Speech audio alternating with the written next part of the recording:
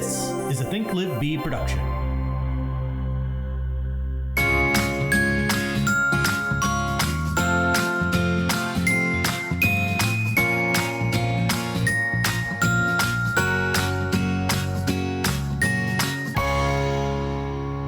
Good morning. Hello. Welcome. Welcome. What's up? Oh, No. Same old, same old. What? I'm having one of those days. Uh-oh. It's only the morning and I'm having one of those days where I'm just like, why is this so difficult? Yeah, you think after a while you get the hang of it. But seriously, even after all this time, like there are days where I'm just like, why is this so complicated? And it shouldn't be. It's really not a difficult business. It's probably because every week that goes by, there's new people getting in the way. There's some people always in my way. I think that's what it is, right? Otherwise, it's all the same stuff. The only thing that changes year after year outside of little, changes in the industry are little changes in the industry. are the people that you've surrounded yourself with. Not talking about team members as much as, clients and lenders and, inspectors. Well, it is particularly one of those like months or weeks or years where I do feel like everybody that I'm talking to, I'm like, you almost want to ask like every person, like, how long have you been doing this? Yeah, I know. It is. I know. And I think I said the other day, the longer you do something, and the more experience you get, the larger that list of people becomes. Well, you know what I mean? Like as you become an expert and start to like really know the ins and outs of everything, and the more of an expert you become and the more second nature things become, then it's like there's just more people that know less. Well, one of the things that I like to do, and I haven't done in a long time actually, is what you're describing is like why you should go to big conferences and like put yourself in rooms where everybody else is smarter than you or has gone farther than you. Right. Yeah. Surround yourself with the best people. Yeah. And I haven't had an opportunity to do that in the last couple of years. I think the last that's not true. With COVID and everything in the middle of all of that. And then it's just like, so I went to a Keller Williams, a big conference here when it was held here a couple of years ago. But prior to that, the last one was, 2020, Austin or something. Yeah, we had come back from Dallas. Oh, Dallas, that's family right. reunion in Dallas, right. I believe. Yeah, I think you're right. Or was it New Orleans? No, it was Dallas. And we were coming back, and I remember because we had started to hear about this COVID thing, and I was like, "Oh, that's right." Flying? Yeah, that's right. It was like like you got back, and then Tom Hanks had COVID. But so I don't know if that happened, but I don't remember the specifics, but it was then, and I haven't been. We've traveled, but not on a plane. Like it's been that long, and it does matter who you surround yourself with, and like if you're like I sometimes can feel really stuck, and like you start to lose a little bit of motivation and inspiration, because this business is like.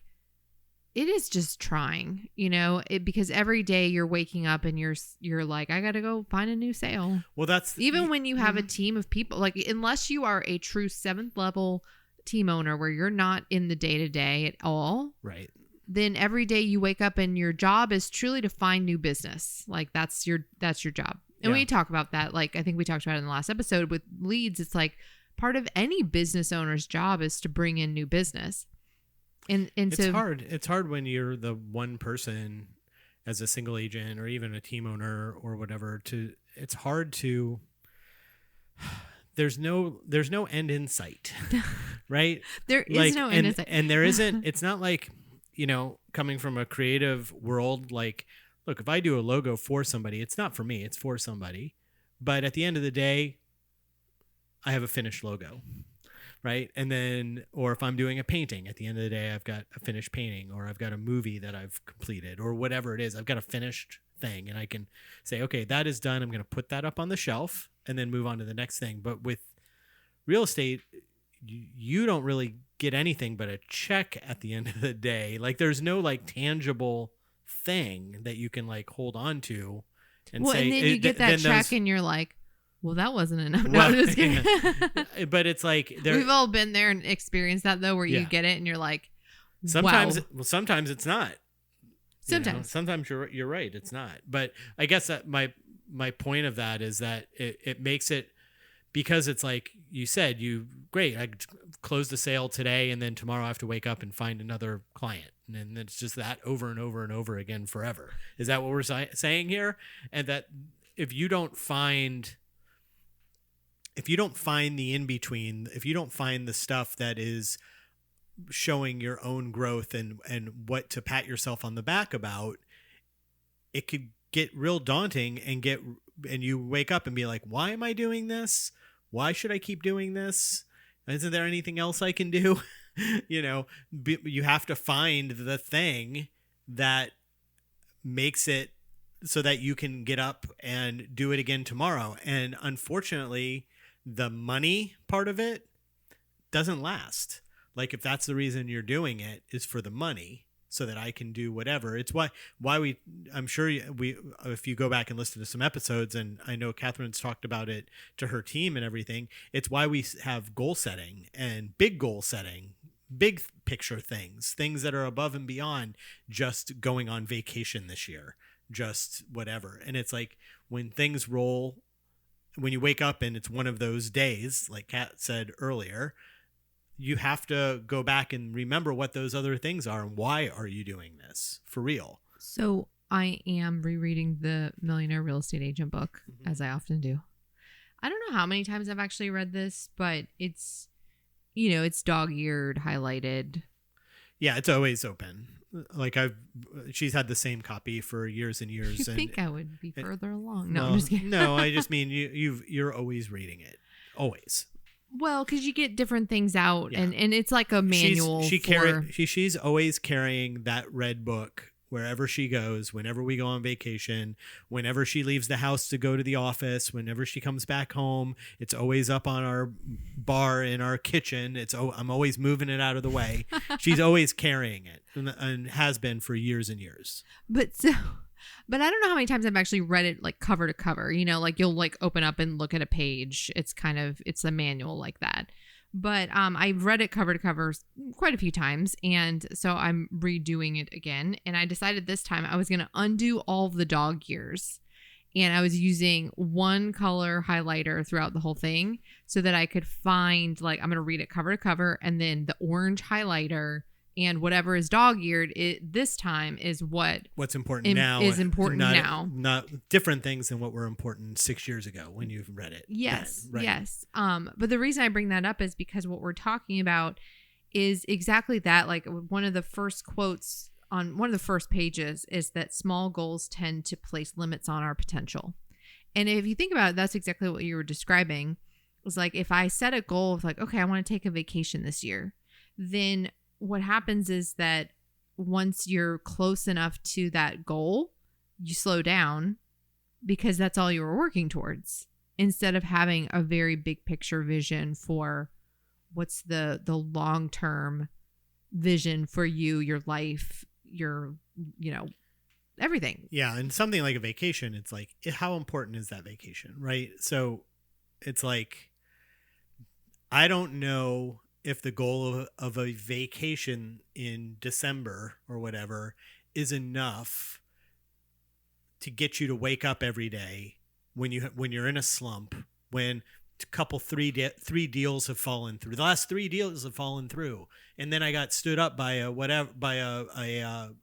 listing appointment or by a buyer's appointment. On top of that, and now I wake up and it's Monday again. Ugh, what am I gonna do? I don't know if, well, I do have that vacation planned in December. That's enough. You have to have bigger things to be able to use as fuel to get you out of the hole that you might end up in because a few bad things happen in a row. I thought you were describing us recently. What do you mean? You said 3 deals falling through in a row. We had something like 5 or 6 in a row. No, I was just saying in general. But that's crazy. And maybe that's why we're sitting here talking about this today. You ever think about that? Well, probably. But 5 deals in a row at no fault of your own all fall through. Bam, bam, bam, bam. It's one of those like time frames where it is really easy to say, and most people would, by the way, most people would have quit. But it's those time frames where something doesn't work out, and it's really easy to just say, okay, that's it. This is the last straw. But if you know, like, I'm building a business with long-term plans, there is no quitting. That's just part of the deal, and you just move on, even though it can be disheartening, especially when it's like one thing after another over the last few weeks for us. And so you start to feel like you're not moving forward when that happens like that. And I usually find that, like, all you need in those moments like that is like one small win. And I see it for team members too. It's like they have a few things fall through and it can be devastating. Especially when if you're a newer team member or a newer agent, you don't have that much. So it's like 3 bad things. That's like half of your business. Well, so and you had nothing on the horizon. So in those moments, like, all you need is like one small win to change the momentum. And so I always think about, like, what's that little thing that I can do. And it can be as simple as like calling somebody that you know will always answer your phone call, and it can just change your energy. Like like, okay, so today, there's this guy that we're working with. That's a very pleasant person to talk to. And not all of the agents, not all the co-op agents that we deal with are nice to talk to. Some of them are annoying. Some of them are mean, or rude. And so, but I saw that person was calling and I was kind of in a bad mood, and I was like, I'm going to go ahead and answer this. And just talking to that person reminded me that there are good experiences. There are good agents and good interactions. And it changed my energy in that moment. So when you're having those down moments, just go look for something that can be just like a little small win. Like, again, go call like 3 or 4 people that will be nice to you and answer your calls, and you'll be surprised at how easy it is to then pick up and make a lead call after you've talked with those few people. Yeah. I guess you just, I've been watching Catherine do real estate for a long time, and sometimes things are flowing great, and then other times it's stuff like she just talked about where 5 deals in a row fell through. And even Catherine, after 18 years, still will wake up every once in a while and say, what else can I do besides real estate?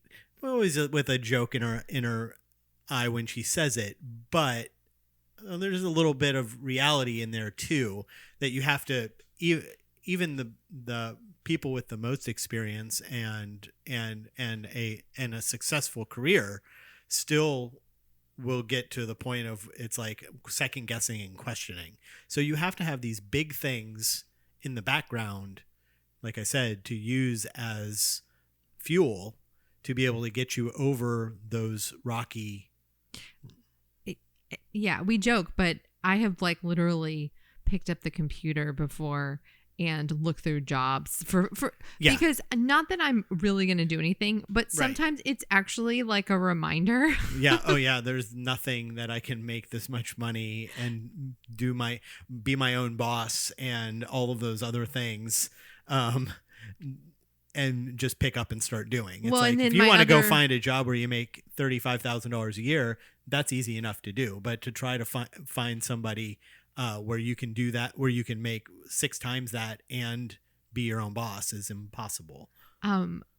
So, but it's a good reminder for that yes, like, we have a good opportunity in this industry to have a long-term career doing something. And if you excel and do it at a high level, you can make good money. If you don't do it at a high level, you're not actually making good money. Right. Let's just put it that that's way. when Indeed might be the right choice. But it's also a good reminder, and this is a joke that I say, but it's true, is that I say, I have no other marketable skills at this point in my life. Like, I dedicated, whether I did it intentionally or unintentionally. All the good years. I did.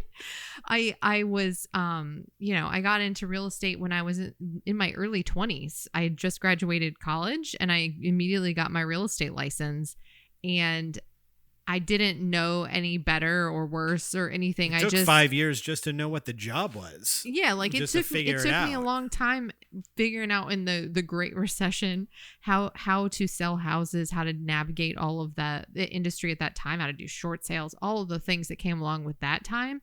And all of a sudden I woke up one day and I'm 10 years in and I can't go get another job somewhere else. Like, this is I've dedicated my entire life to being an expert in this thing, or not my entire life, my entire adult life into being an expert in this thing. So, I'm not going to ever wake up and just quit one day because I'm building something. Right. But you also don't want to feel like you're trapped. Right. So you have to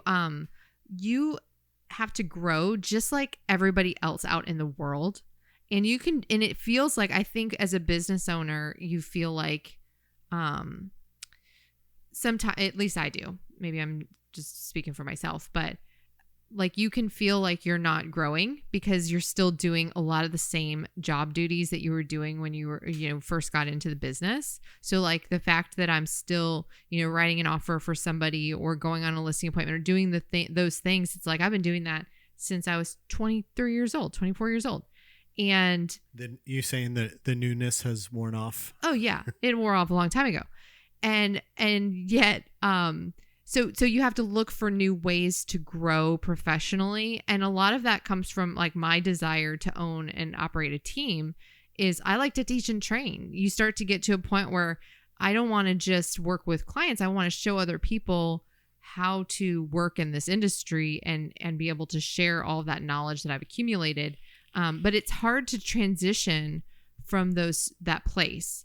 And I think this is a lot of people describe growing a team as like this messy middle situation. And I think what they're describing is what I'm about to say is like, first you're a single agent and you can be a single agent your entire life and retire and have a really strong, successful career, but you will always be doing everything and you will have a very limited ability. Like, you will have a ceiling of achievement, whatever that might be. And you'll never be able to get through it if you don't hire somebody to take over some job responsibilities.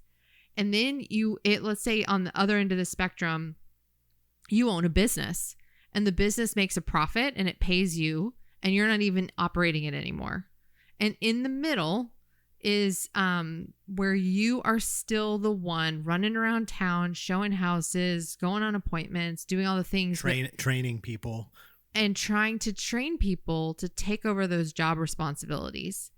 And not just train, but find people, find the right people, find the right people, train them, retain them, and get that off the ground while still making sure that the business makes money. Is growing to a point so that sales. You can actually hire those people and keep them. Damn, it is not a year. It's not 2 years. It can be a really long process. And I have gone to enough business planning clinics, which that's a Keller Williams class. And one of the guys that teaches at Gene Rivers, love him. He's amazing. But he's like, you can do all this in 1 year.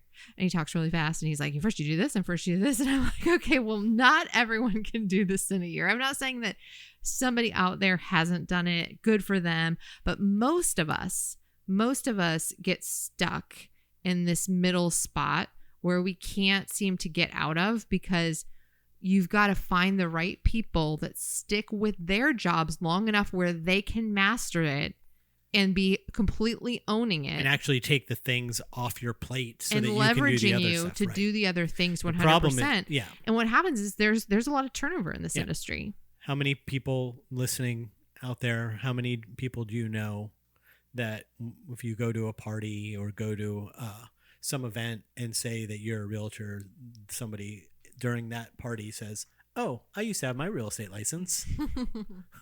Right? Everybody used to have a real estate Oh my gosh, license. I've had so many, this is just a side note, but do you know how many clients or customers I've met with that have told me that? Yeah. And as soon as they do, though, I'm always like, that means nothing to me. Yeah. Or, I mean, Catherine knows people who didn't have their real estate license, were clients, went off and got their real estate license and no longer have their license anymore.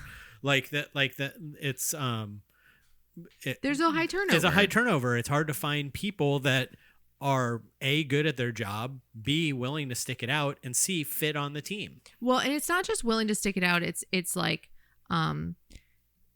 being there, like I said, not just being there to learn. Like, I want to learn about how to sell houses, so I'm going to join a team, and then Right. I'm going to learn what I can learn, and then I'm going to go be an individual agent. Right. And That whole thing. I'm going to join a team, learn everything, and then go off and do it myself. Or the one that drives me insane is, I'm a new agent. Should I go get a job being an admin on a team and learn everything first? Yeah. It's like, believe me when I tell you this, if that's crossed your mind, no agent wants to hire somebody who wants to quit in a year because they want to go and be the competition. Well, because that's insane. If you want to be an admin, then go be an admin. If you want to be an agent, go be an agent. But don't think you're going to be an agent down the road, but first you're going to learn everything by being an admin. That's insane. Nobody's going to hire you for that. Well, that's actually not true. People will. They will, but they don't. Yes. Let's you're not right. get on a rant about You're it. right. You're right. They will. People will. Yeah, they will. But you shouldn't go into a job with that idea, because look, you're there to fill one role, and you're not actually going to learn the things that you think you're going to learn. No, you're going to learn admin stuff. And so if you want to be in the administration operations part of real estate, then go get an admin job. If you want to be in sales, then go get a sales job. By the way, it's not that difficult to get hired for that. Yeah, seriously. But point being that it's not just stick with it. It's finding people that they're a good fit for sales. Like, sales is not an easy job. Like, every day when we wake up, we've got to go turn people who have asked a question about something perhaps, or didn't even contact us, and we've got to turn them into actual closed business. It's not an easy thing to do. And for most people, I would say most people, like, it's not a fit for you, like, at all. Yeah. And so even people who come back on the KPA, that say, hey, this personality type, the things that they're into, the things that they excel at, they would be good at this job. Yeah. A lot of times they're not good at that job. It's a very tight, like, you have to, and if you're going to be a single agent, you have to be good at a lot of jobs, not just that one. Well, yeah. Oh, excuse me. Are you okay? I'm putting myself to sleep over here. I'm sorry. Did I wake you? But so, point is, like, you've got to find people that actually are good at converting sales, that fit within whatever company culture you have. And the best way I've ever heard anyone describe culture, because it's one of those words that people throw out and use, but the best way to describe it is, like, you are whatever your company culture is. Like, when you're a small business like this, like, I think we talked about one of my things that I've said for years is that we do what we say we'll do in the time promised. I am a very detail oriented, very like I don't like to let people down. I'm considerate of other people, and if I say I'm going to do something for them, I'm going to do it, because I don't want to be the person that's stopping them from then doing their job. And that's really important. And so when you think about, like, how does the culture of the team develop around that, it's like they know and understand that that's really important, and that becomes the company culture. It's like, we're really detailed, and we're going to make sure that people are so over communicated with that they don't even want me to pick up my phone and call anymore. You know what I mean? Yeah.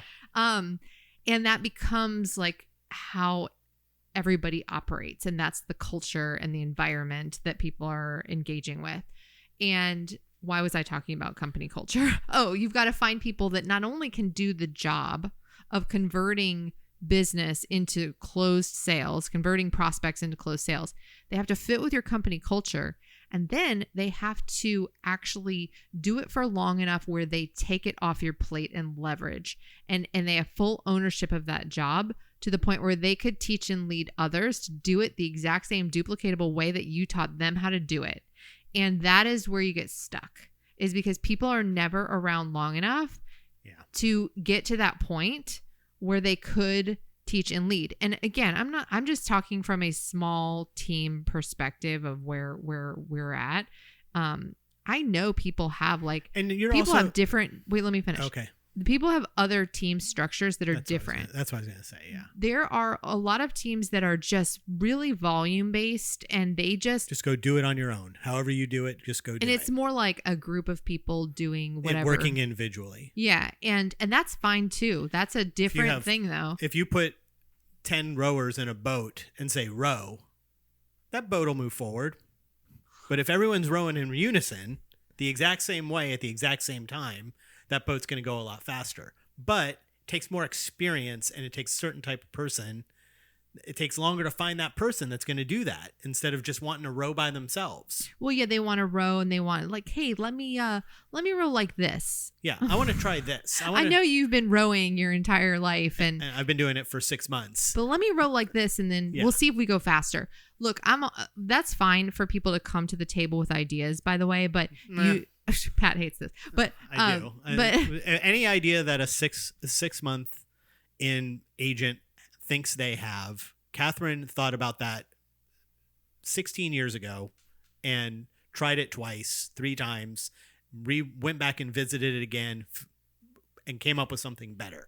But let me finish. I know, but I know what you're saying. It drives me insane. But the point is, it's not that you can't, you do want people to come to the table with ideas, but first they need to learn the basics and fundamentals before they're trying to change the systems and processes of things. And that's what happens a lot, is people come in and they don't actually want to do what's required to do in this business. Path of least resistance. They want the easiest and they're thing. like, oh, I'm supposed to contact this many people a day. Well, what if does Facebook message? Okay, sorry, I'm getting on a rant. but they start to want to change the system, and it's like, but you don't even know, you don't know anything about anything. How could you change anything and actually improve it when you don't know the fundamentals that are required to be successful in this business? But the reason we're talking about all this is because it can feel so overcomplicated and just frustrating on a day-to-day basis, trying to figure out how to hit your goals and setting goals to reach these. Here's what I don't understand is it's like you go into a classroom and you're taking geometry, and the geometry teacher says, this is the formula. This is how you do it. This is how you solve for X. And then it's like somebody a kid raising his hand and saying, but can I do it just this way? And it's like, no, that's not the formula. That's not tried. This is tried. This is the answer. This is how you do it. That sounds ridiculous. That some kid would raise their hand and want to try some different way to solve the geometry problem. And it's like, you're giving them the solution. This is how you do it. Here's all the thing. Follow the steps. Do it this way, and you will be successful. And none of them ever want to do it. They want to come up with their own way. That's how we know. That's how Catherine knows when she hires somebody new, this might not work out, is when I've given you all of the tools, all of the steps. We've got 300 hours of a podcast explaining it, right? And but I'm going to bring they want to bring their own idea to it instead of doing the stuff that's there laid out, because that seems hard.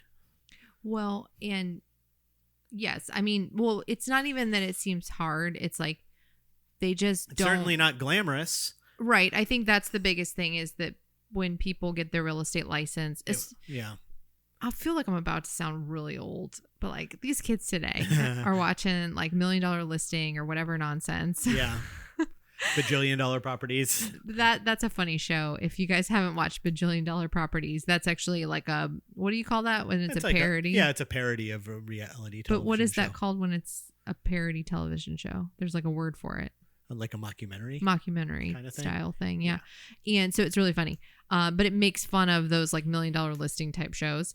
But I'm sort of kidding kids today, but what happens is consumers out there have started to think that this job is easy and that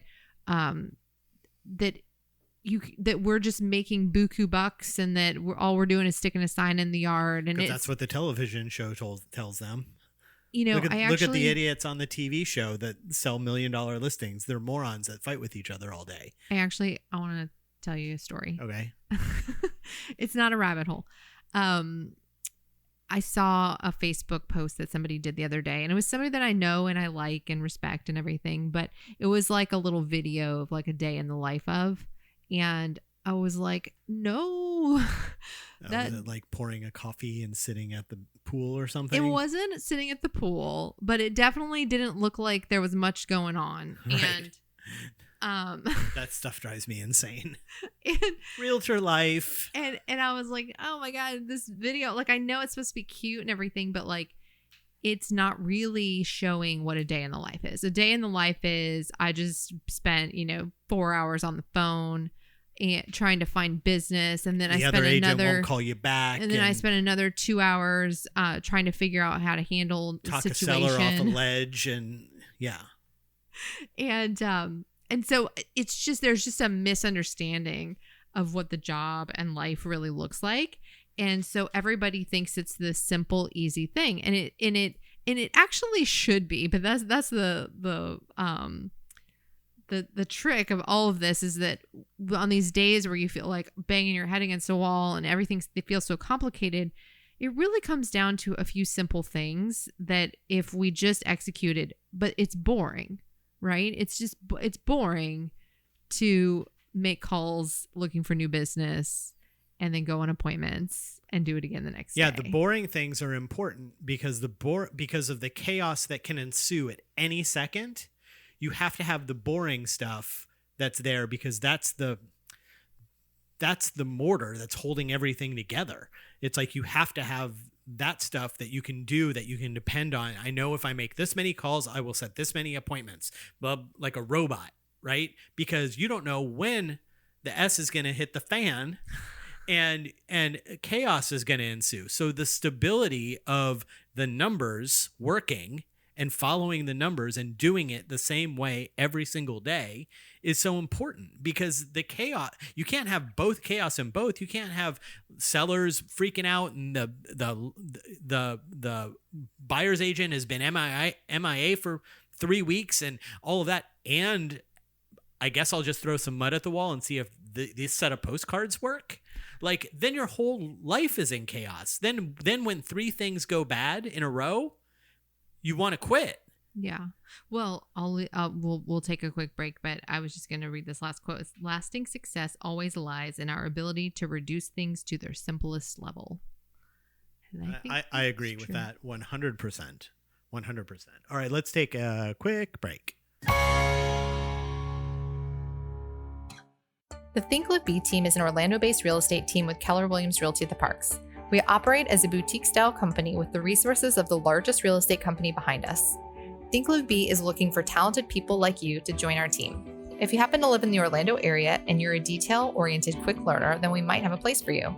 Whether you're a real estate agent or administrative professional, we are looking for individuals who are ready to work hard and ready for success. If you're ready to join the team, visit us at thinklivebe.com. And we're back. Welcome. Hey, Patrick just reminded me that I did not introduce us at the beginning of the show because I'm really bad at that. You know what? I think that... You're already off track. No. This is on track. I think that a lot of podcasts just have their own intro. Well, we do too. We have an intro.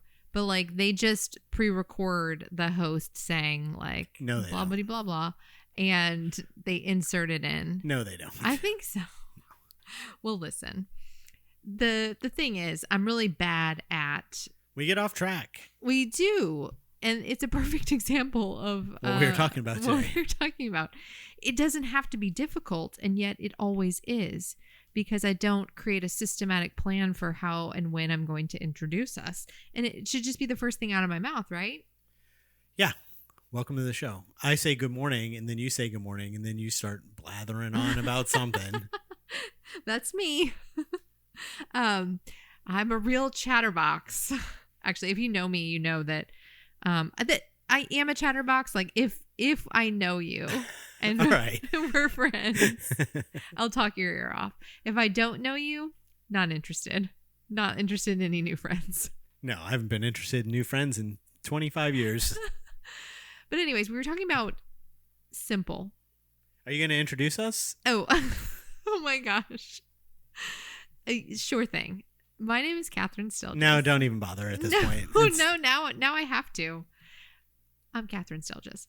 I am a realtor here in the Orlando area, and I am the host alongside Patrick Fatika, who is also a host. Hello. He's a co-host. Mm-hmm. He's also the sound engineer, producer extraordinaire. That's me. And we are married. We're a married couple. We're a married couple living in Orlando, selling real estate by day, doing nothing by night. No, bed at 10. My bedtime is 10 p.m. You know what? Now, this is a bit of a rabbit hole, but I promise I'll get back to the way to make things simple. All right. Well, actually, I need somebody else to tell me the answer to that. I don't really know. But the rabbit hole I was going to go down is that I'm totally blanking. Oh, no. We might have to cut this We don't part. cut stuff. No, I messed up. Okay, I don't know what I was going to say. But, I know what it was. This is what it's like living with her, by the way. You guys are getting a great Oh my God. view into what our talk is like when I'm she comes home from work. I'm going to forget again. I totally just... You're going to have to cut this I'm not out. cutting it. Absolutely not. But anyways, we're in bed by 10 p.m. most nights because I'm exhausted from all the complicated things that I make happen during the day. Yeah. That if I could just simplify, things maybe wouldn't feel so crazy all the time. But I think, rereading the MREA book always does help me sort of figure out, like, what are the most important, simple things that if I just did these things every day, it's the whole one thing. Like, what's the one thing that if I just did this, everything else would be easier or unnecessary? Yeah. How does that work out for you? Well, Saying the one thing. Is that working out? for me to say, what's the one thing I need to do? Yeah. Well, I'm just asking. I in theory, that sounds great. you have to really figure out like what it is, but then it's not just saying it out loud. Yeah. This is actually something where I'm trying with my team and also trying to remember to do. When we do like a little stand up at the beginning of the day, we're supposed to say, what's our one thing for the day? And the purpose is, first of all, clarity is power, right? If you know what you need to do and you say it out loud to other people, and then there's some accountability around it. So that's first and foremost. But also, I just wanted people to start really thinking about that. Yeah. And not just say it out loud, because it's easy to say, well, my one thing today is to, make 20 contacts. Or my one thing today. Then you blow it off. Like and 5 then you minutes immediately later. walk into the other room and do something else. And start looking for houses for somebody. Yeah. But I know that that's what happens. Yeah. And I'm not trying to say I'm all high and mighty. Like, stuff happens. Mm-hmm. Because we allow this like feeling of chaos and oh, this is so complicated. I've got to handle this situation and blah, blah, blah. Instead of just keeping to those simple things. And if you could really figure out what your true one thing is. And honestly, like this is something I've thought about for a while. Like, I'm not even sure my one thing really is real estate related. Like, it's probably something as simple as if I just do my morning routine exactly the way that I intend for it to be every single morning, then that probably would be enough to jumpstart the rest of the day on the right track. Mm-hmm. If I just worked out for 15 minutes, that would probably actually give me more energy. So it's not always like if I just made 20 contacts, but it's bringing awareness around what is it to you for that day, and then like really think about how it ties into your goals. Well, because it's so easy to get off track. It's so easy, and that's not even the right word. It's so easy to have your focus bounce from thing to thing every 15 minutes. like we just did in that conversation. Kind of. It's so easy to do that. All it takes is a phone call from somebody. All it takes is an email from some agent. All it takes is one little thing, and you're on to that. And then you're back onto this, and then you're over there. Sitting down, something as simple as what is my one thing today, and meditating on it. And believe me, if you know me at all, I'm not a meditation kind of guy, but that helps.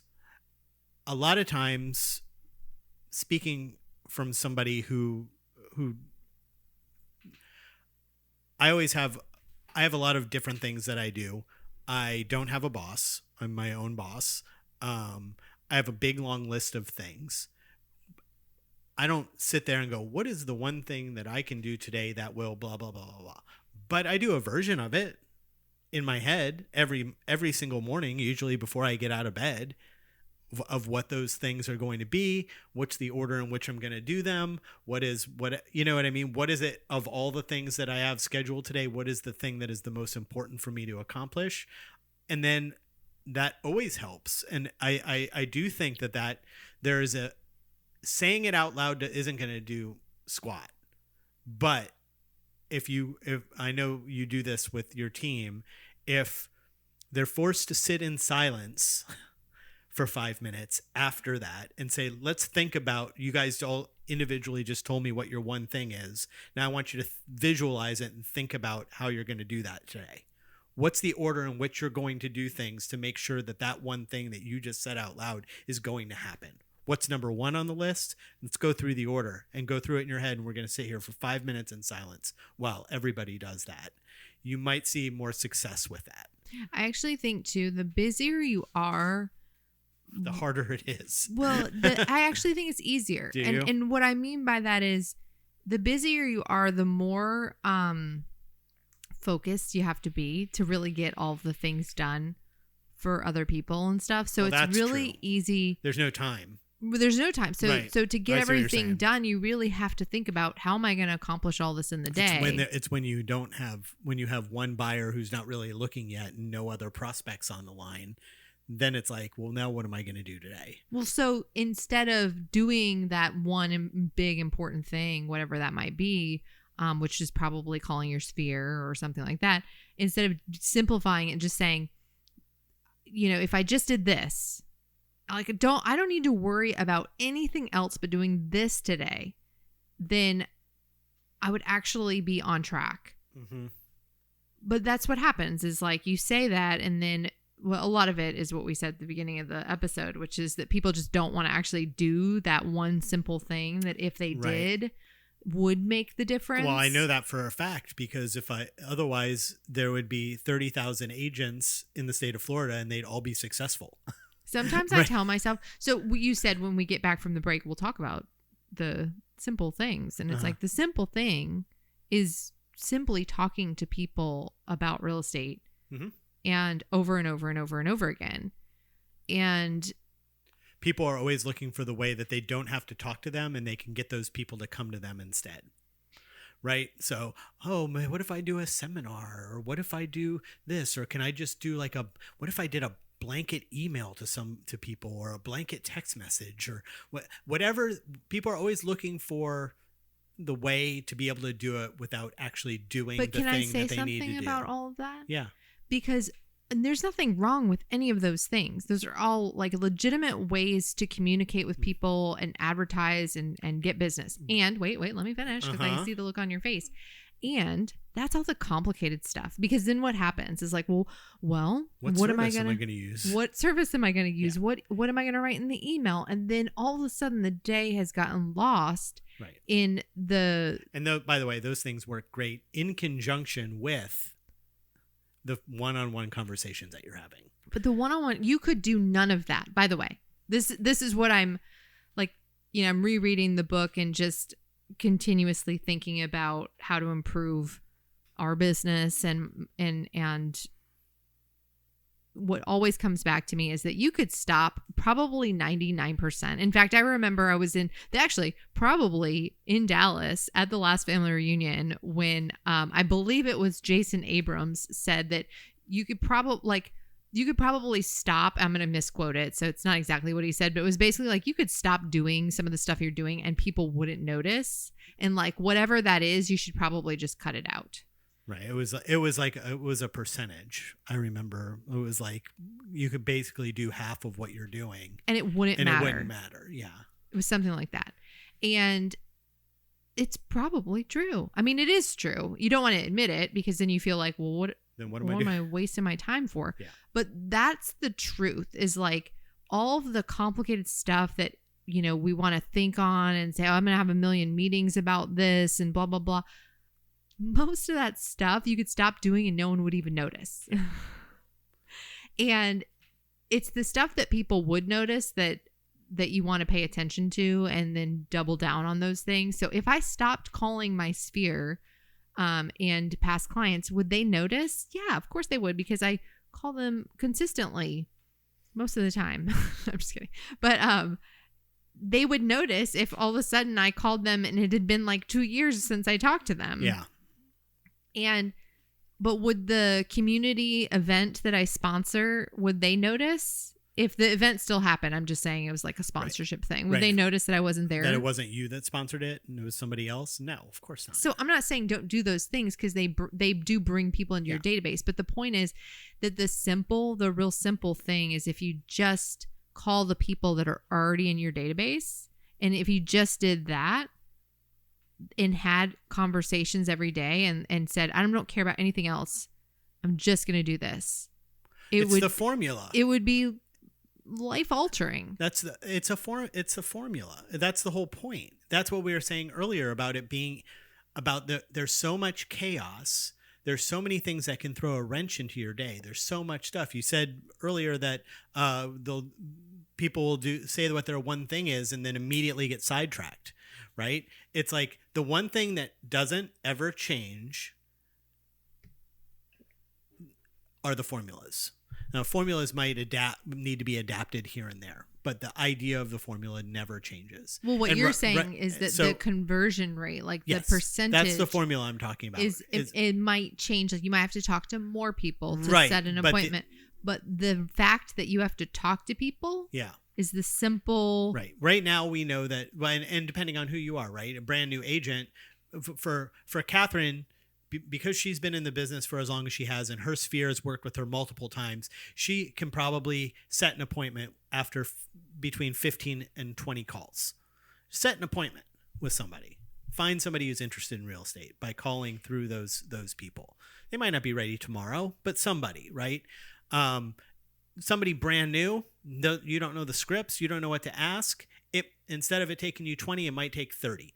Doesn't matter. The point is that if you do it enough times, you will see a pattern, and that pattern is your formula. And that is something that you can always lean back on because you always know that that's going to work in those things.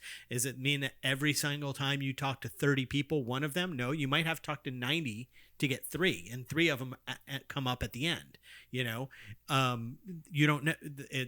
Look back on it after a year, but you know that is always there. So when these other things happen that are crazy and chaotic, and the buyer's agent won't call you back, and these people didn't show up for their appointment and whatever else, you always have those numbers to lean back on, and that's your constant through everything. And what is it that happens? Newer agents, people who they don't want to do it. It's the one thing they don't want to do it. It's like you'd rather throw a bunch of mud at the wall and be chaotic about that part. That's the part that you don't have to be chaotic about. That's the part we know works, and you don't want to do it. Well, like that is, it's like that is something that I would want to strangle somebody. This is the part that's the easiest part. It's the part that you don't want to do, but it's the easiest part. It's the guaranteed part. You know what I mean? I don't know. Well, yes. And goes back to going and listening to other people who are doing things at a high level, because I mean, we're all trying to improve ourselves. I mean, that's literally the title of the podcast. Right. getting back to the introduction, we all want to grow in some way, and we don't want to just be stuck in and selling the same number of houses every year, doing the same exact thing. We want to grow. So you've got to get in front of other people who are doing things at a higher level. But even when you go in those rooms and you listen to people, what it really boils down to is they might all have different methods of communicating and like different groups of people that they're targeting and things like that. But at the end of the day, every single highly successful real estate agent will boil it down to the simple fact that you have to have a certain number of conversations, and they track their numbers. You have to have a certain number of conversations about real estate, and that will lead to those results. Where you have those conversations, that's where you get to choose your plan of like, am I going to target my sphere? Am I going to do open houses? Am I going to call FSBOs? Am I going to call expireds? Yeah, but that's the part you get to pick. You get to choose. You get to pick. And see what you're going to be best at. But you have to choose somebody. And then once you create the plan, this is the other part of the simple thing is when you create the plan, all that's left to do is just go and do it. Yeah. And then do the follow-up. Yeah. And what happens in all of that is the plan becomes so complicated that it's impossible to execute. And it's like the plan always comes down to have enough conversations to set an appointment. And then, from the appointment, you're going to turn that into a taken client, a pending sale, and a sold piece of business. But you can't do any of that without the appointment. You have to get in front of people. Yeah. But they're always looking for ways. People are always looking for ways to blanket it into the world so that people call me. That's the thing as close as you can get to something like that is open houses. Because at least then they're coming to you, that you get part of it, right? It's not a blanket. It's whoever happens to show up to the open house, but at least they're coming to you, which is why we always suggest open houses as a major lead source. But that's another story for another day. Ladies and gentlemen, the question you are about to hear is true. Only the names have been changed to protect the innocent. Questions from the web.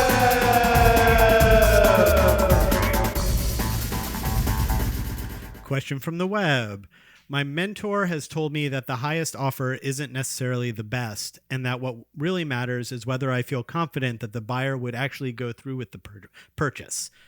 They told me how I could look up the buyer's agent and see years of experience, and how cash offers are worth more because closing time is sooner, and to try to feel out the buyer if the buyer is a skittish one. What do I need to look out for confidence that the deal would go through? Any factors from the buyer or the agent I should keep an eye out for? Okay. I mean, I don't 100% agree with the advice that it was the broker or mentor. Mentor, yeah. I don't 100% agree because I guess, so yes, price is not everything, but ultimately it's up to the seller to make the decision of what terms are most important for them. And so it's less about the buyer and their skittishness, which, by the way, I'm not sure that you can figure that out when presenting an offer, but I'll circle back to that. It's more about what are all the terms and how do they impact the seller, and talking through them with the seller. One of the things that, multiple offers aren't as common anymore, but when we were getting 30 offers at a time, I mean, the only way to present those to the sellers, you weren't sending 30 PDF packages for the seller to read through. We would put them into a spreadsheet and we would outline all of the major terms for the buyer. And so I think that's good practice, though, in general, when you have more than one offer, is to outline all of the major terms, which would be sales price, the financing type, the amount of down payment, the amount of good faith deposit, the length of the inspection or due diligence period, and the length of closing. And is there an appraisal contingency or extra contingency to sell, those extra contingencies that are in there?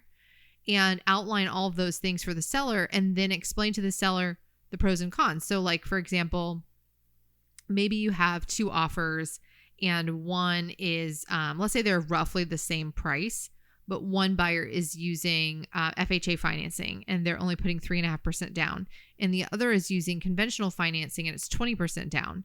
Well, just from those few terms, you might deduce that if, let's say the house needs some repair and whatnot, well, the people who have the 20% down have more cash to potentially deal with those issues.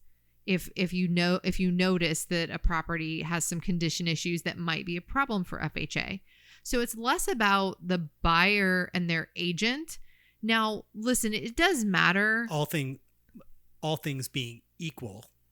Yeah. Then maybe that comes into play. I don't know that I would go out of my way to say, like, is your buyer skittish? Are they going to close this deal? But let's say, for example, that agent came to you and said, they're submitting a full price offer because they know that you've got a competing offer, but they're really worried about this roof age. Right. And the other buyer's agent says to you, listen, these people want it. They have extra cash in hand in case something comes up during inspections. They want this house. Well, yeah. Which one are you going to? Now, it's up to the seller no matter what, but you're going to tell the seller like, hey, this one definitely indicated that they were worried about the roof age. And so I would expect and set the expectations that they're going to have that come up in their inspection report. We know it's older and it's going to come up. It's going to be an issue. They've already indicated that they can't pay for that, whereas the other people have indicated they have. So you can listen for those cues and stuff, but I wouldn't go. What about the other part that they said? Like, we'll say that all things being equal, because that's the only way that this actually comes into play. But all things being equal, do you go through like they said, like looking up the buyer's agent and going, oh, this agent, I've seen their name a million times. I know who they are. They're a good agent. This other person who's got the same offer, maybe a slightly better offer, I've never heard of them. It looks like they have one sale, and it also looks like they're coming from an office out of town. We know nothing about any of that. Even though that offer is slightly higher, this one looks like it's going to close better. Do you get into any of that with your clients or no? Well, again, it comes back to, so if let's say one sales price is higher and the seller needs that money and they want that money, then who cares if the agent is less experienced or whatever, because it's up to the seller. If they're the exact same price, the exact same inspection period, the exact same closing date, like everything is exactly the same. No, I'm not going to go dig into the agents to see which one has more experience. Because by the way, that doesn't mean that they are going to close the deal any better, because we all know that buyers can be crazy. And even the most experienced agents. Buyers be crazy. And sometimes even the most experienced agents just can't control that situation. And so I just think that it's more important about what the seller's needs are. Well, now, I was going to say, I think. Well, hold on. Okay. If it's an agent that I've worked with before, though, and or is on a team, or I know the name and I know that they've done a lot of business, like that could come up that I might say, like, because the sellers will ask, well, like, how do I tell the difference? And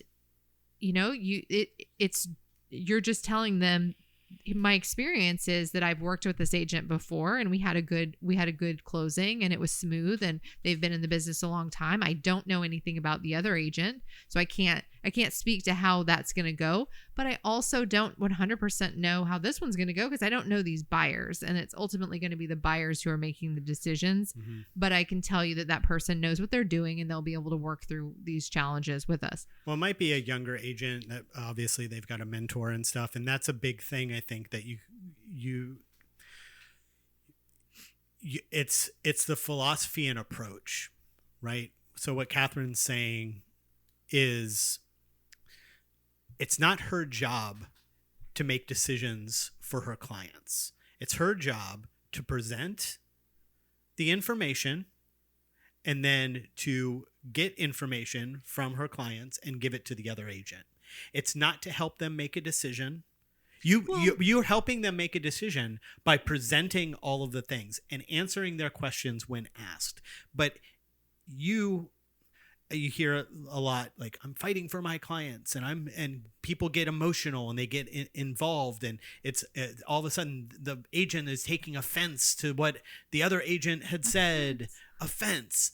And it's like, that's coming from a different place than where you come from when you are presenting and representing your clients. If you think about what this person said about what they're doing in like helping their clients, I think does that make sense? Yeah, but I also, like, you have to understand that anytime people ask questions like this, we all have different agency laws, and so I could be misunderstanding, like that could be a different state doing things differently. But I guess my point is that the decision is not mine, and so I want to give them as much information as I can, but I'm not going to assume that because somebody has one sale under their belt that for some reason that buyer's offer should be like downgraded.